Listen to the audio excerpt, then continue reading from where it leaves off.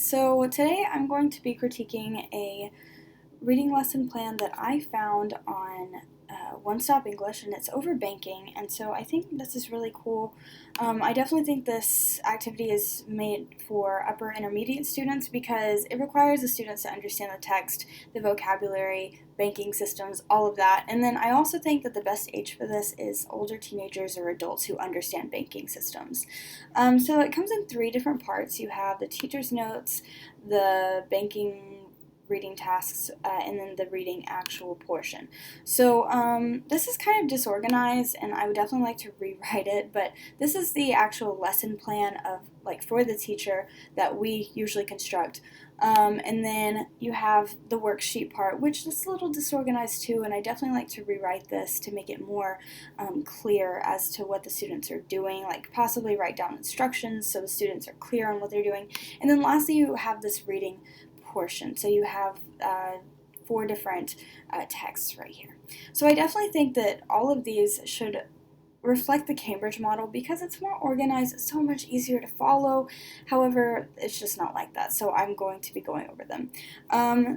So I think it's really cool because in the beginning of this, it has a pre-reading task, which is where students are asked by the teacher about their home country and about their bank accounts and all this stuff. And so I think it's really cool because it gets the environment communicative right off the bat, and it allows students to express their ideas and express what they've experienced and everything.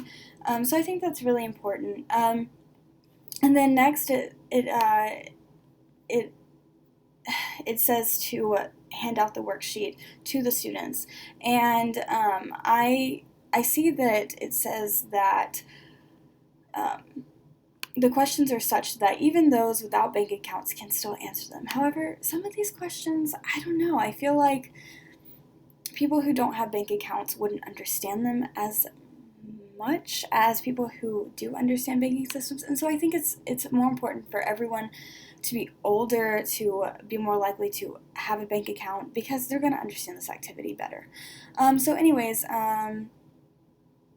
so next it says that I don't really like how it says this, or I didn't at first. So it says, the vocabulary task in part 2 aims to get the students thinking about relevant lexemes or vocabulary without actually pre-teaching vocabulary. So I understand what they're getting at here. It says, outside the classroom, students will not have the words explained to them before they read a text. While I do understand that, I think any ESL student could actually go out into a society where English is used and ask them, hey, what does this mean in English? What's the definition of that? Because I've had personal experiences with that. So I don't think that it's a bad idea to go over vocabulary, even if it's just a quick review. I definitely think that it's good, but at the same time, when we get to the reading task, the second one, it'll make more sense as to why they said this. So, anyways, it says the asking students questions throughout the lesson is good, but the students should be communicating with each other. So I think in some portions of this activity, it's like the teacher's asking the students directly, and I really think that every student should be either in a pair or a group where they can talk amongst themselves and be more communicative and interactive. So anyways, we'll move on to the first reading task. So you give a person a copy of the reading, and they read each one of these, and they're supposed to match a person, which is here. They're supposed to match a person with one of these texts. And so I think this is really cool because it gives students the ability to kind of understand okay, this role is associated with this text. And I think it'd be a great way to keep students' minds focused on the characteristics of people. For instance, the first one is Brian, which Brian, according to this, he is a 70-year-old pensioner. And I like how they define that, a retired person who gets pension money. So the first person is that, and really you can identify that, and the students would have to know a little bit more to understand that, so that's another reason why I think it's an upper level and intermediate. So the second reading task, we'll go into that really fast. It requires the students to read more carefully, and they're supposed to define or find words that they should define, like vocabulary words.